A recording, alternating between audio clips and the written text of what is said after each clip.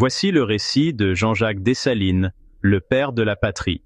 Si Toussaint Louverture était le cerveau de la Révolution, Dessalines en était le bras armé, l'homme qui a transformé un rêve de liberté en une réalité gravée dans le sang, et l'homme aux cicatrices. 1758-1791, Jean-Jacques ne naît pas Dessalines. Il naît sur une plantation sous le nom de son maître, Duclos. Contrairement à Toussaint qui avait connu une certaine clémence, Dessalines subit la cruauté la plus extrême. Le corps comme témoin, son dos est couvert de cicatrices dues aux coups de fouet. Ces marques ne l'ont pas brisé. Elles ont forgé en lui une haine féroce de l'oppression et une volonté de faire. Le changement de nom. Il est racheté par un noir libre nommé Dessalines, dont il prendra le nom. Mais son destin n'est pas de cultiver la terre, c'est de la libérer. 2. Le tigre de la liberté, 1791-1802.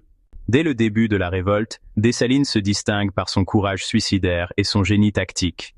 Il devient le lieutenant le plus fidèle de Toussaint Louverture. La devise, son approche est simple et radicale. Coupe-tête, boule-quai. Couper les têtes, brûler les maisons.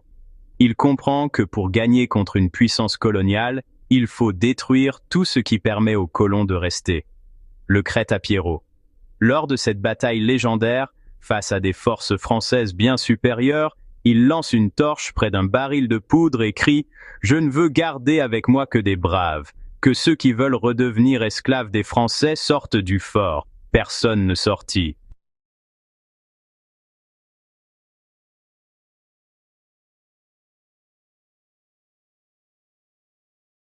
Après la trahison et la capture de Toussaint, Dessalines prend le commandement total. Il unit les Noirs et les mulâtres sous un seul objectif, l'indépendance ou la mort. Le 18 novembre 1803, à Vertières, sous une pluie battante, il mène l'assaut final contre l'armée du général Rochambeau. Les soldats haïtiens chantent sous la mitraille. C'est une défaite totale pour la France napoléonienne. Le geste symbolique, à l'arcahaie, il arrache le blanc du drapeau français, unissant le bleu et le rouge. L'alliance est scellée. J'ai vengé l'Amérique, j'ai sauvé mon pays, j'ai vengé l'humanité. Il rejette Saint-Domingue et redonne à l'île son nom indien Arawak, Haïti, terre des hautes montagnes. L'empereur Jacques Ier. Il devient le premier dirigeant d'Haïti.